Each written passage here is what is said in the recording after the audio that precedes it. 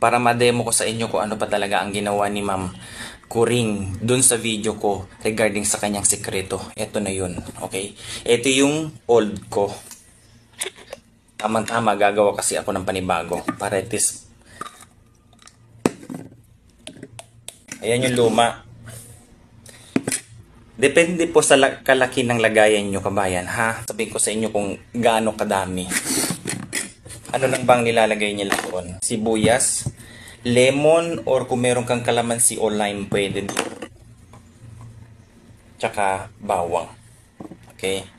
Ngayon, dadagdagan ko ng luya. Simple lang. Tanggalan mo lahat ng balat. Except yung lemon. Ayan, ganyang kalaki sa ganitong, ayan, lagayan. Hiwa-hiwain mo lang to. Itong lemon, kasi maliit lang lagayan ko, konti lang ilalagay ko dyan. Sa ganyang kalaki, ito lang ilalagay ko. Okay? Ayan o. Okay, isama na rin natin to, kasi nag-iisa lang din naman. Okay, bali ganyan ang kalabasan. Okay? Mix-mix mo lang yan. Sa bawang naman, kung gaano kadami, kung ganito kalaki yung bawang nyo, ang kinuha ko lang yung outer part. Kasi malit lang ilagayan ko. Pero kung malaki lagayan mo, ilagay mo lahat tong bawang. Kung may bawang ka din dyan na native, mas maganda. Yung maliliit. So, balatan mo yung bawang. Okay? I-slice mo din yan ng maninipis. Dadagdagan ko siya ng luya sa akin. Okay? Yung luya, ganun din. Basta yung paghiwa mo, pare-parehas ng size, okay na yan. Yung una kong ginawa na ganito, kaya ko hindi nilagyan ng luya. Kasi sabi ko, pwede sa bata. Kasi mga bata, baka hindi nila kaya tong luya. Okay, so ayan siya. Halo-halo yan.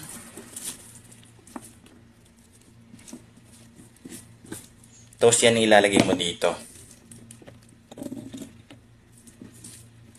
Maliit kasi lang lagayan ko kasi good for 1 month na yan, kabayan. Tingnan mo, punong-puno na nga, oh. Wala pa yung ano dyan. Pero kapag ano naman yan, liliit naman yan. So, ayan na po siya, kabayan, ha? O, pinaghalo-halo lang yan na ganyang kalalaking hiwa. Kung may mas malaki kayong lagayan, mas okay. At ito yung honey. O, ulitin ko, dapat yung honey pure, ha? So, lalagyan lang natin yan. Huwag kayong mag-alala sa consistency niyan. Nakikita nyo ngayon na sobrang lapot. Pag ito nakababad dyan, kabayan, parang nagiging tubig na siya. Na-dissolve. Okay? Dahil sa enzymatic activity nitong pinaglalagay nating mga sangkap.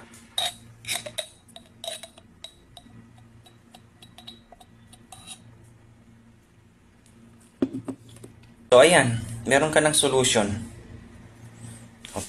Nakababad lang ito. Ibabad mo lang yan. Ilagay mo sa room temp. Kasi ako naman nilalagay ko sa room temp. Pero sa dark place. Yung hindi naman sobrang init. Yung hindi naman sobrang lamig. Katamtaman lang. Kung gusto nyong ilagay naman sa ref, wala din namang problema. Ang honey kasi, kabayan, ay natural. Okay? Hindi siya process. Wala po yung expiration.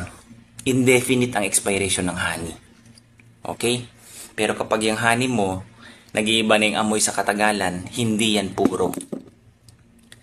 As stated ni Ma'am Kuring, dapat natural honey. So, takpan mo lang yan. Seal. Ayan o. Sabi ko, sa ganyang lapot, pag yan tinake mo, hindi na yan ganun kalapot. Parang tubig na lang siya. Ngayon, anong ginagawa? Yung iba ginagawa, kasi may nag-message sa akin, biniblender nila. Okay? Pero ganito lang yung ginagawa ko. At ganyan din ginagawa ni Ma'am Kuring. Na binababad niya lang dyan. Every morning, okay, kukuha lang siya. Gaya ng ginagawa ko din, kukuha lang ako ng 1 kutsara niyan. Iinumin ko kasama ng tubig pagkagising sa umaga. Okay? So, klaro na po yan. Kasi marami pong nagtatanong paano ba ginawa, gaano kadami yung bawang. Ito malit lang kasi ito eh. Pero sa akin, good for 1 month na ito. Okay? Kasi isang kutsara lang everyday.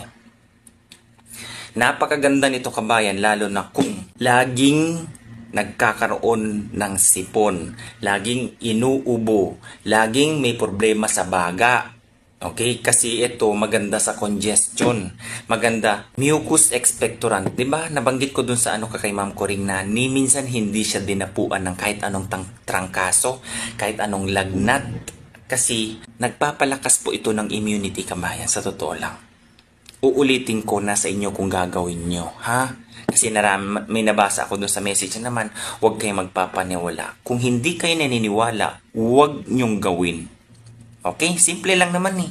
Sa mga ganito na pinapakita, lalo na't ganyan na may nag-confess na ganito ginawa ko, ganito ganyan ko, sinishare ko lang din naman po sa inyo. Which is, ako mismo gumagawa din para sa sarili ko. Sino ba ang nagbe-benefit? Okay? Sarili lang din natin kung gusto natin gawin. O ito lang din makwento ko. Dahil sa ginawa ko na ito, ayan na yung pinagpalitan ko. Itong kasama ko na yan pumunta sa kanilang pananata sa Umrah. Okay, hindi ko alam kung ano yung mga sequence dun, kung ano yung ginagawa dun. Pero pag uwi, may sakit. Mas sobrang sakit ng lalamunan, walang boses. Hindi ko alam kung na-expose ba sa araw sila yan o kung ano. Basta may sakit siya, okay? Hindi siya makapagsalita ng maayos. So, sobrang sakit ng lalamunan. Kasi nagtanong sa akin, ano bang may gamot ka pa dyan na pwedeng i-take na kahit ano? Sabi ko, wala akong tablet o kahit anong medisina. Sabi ko, gusto mo try mo itong ginawa kong herbal. Sabi niya, ano yan? Tinry niya. 2 kutsara ang intake niya bago matulog nung pag-uwi sa gabi. Kinabukasan, alive na alive siya kabayan. Walang nawala yung nararamdaman niya, nawala yung sakit ng lalamunan niya. Totoo yan, okay? Totoo po yan kabayan. Yang kasama ko na yan, sakitin. O ngayon, sinasama ko na rin sa aking mga pinagagawa. O ngayon, dinadapuan na ba siya ng sakit? Hindi na. Okay? Kaya ulitin ko na sa inyo po kung gagawin nyo, ha?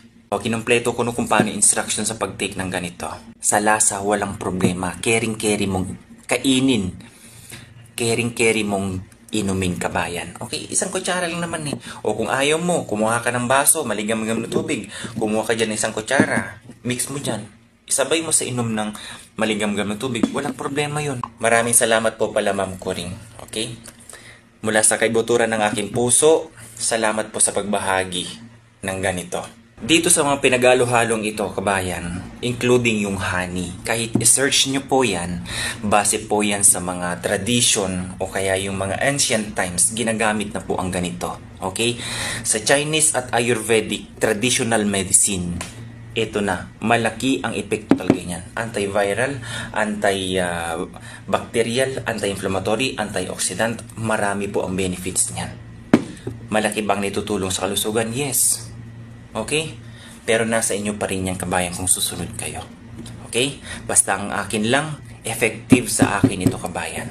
Sa akin lang ayoko magkasakit na malayo ako sa pamilya ko. Kaya gumagawa ako ng paraan para hindi makapitan ng kahit anong sakit.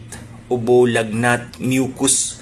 Yan, kadalasan kasi yan ang problema eh. Yung pagkakaroon ng mga mucus. Nagbibuild up yan ng mga sakit sa loob ng katawan natin. O yan, ilabas mo. Turo sa ganito. May nagawa na akong ganito. Ako gumagawa pa rin ako ng ibang paraan, kagaya ng ganito.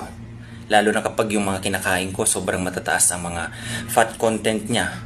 O kaya yung mamantikang pagkain, sinasabayan ko ng ganito. Bakit ko ginagawa? Para sa ikakabuti ng aking kalusugan. Sino bang gagawa? Ako lang mismo.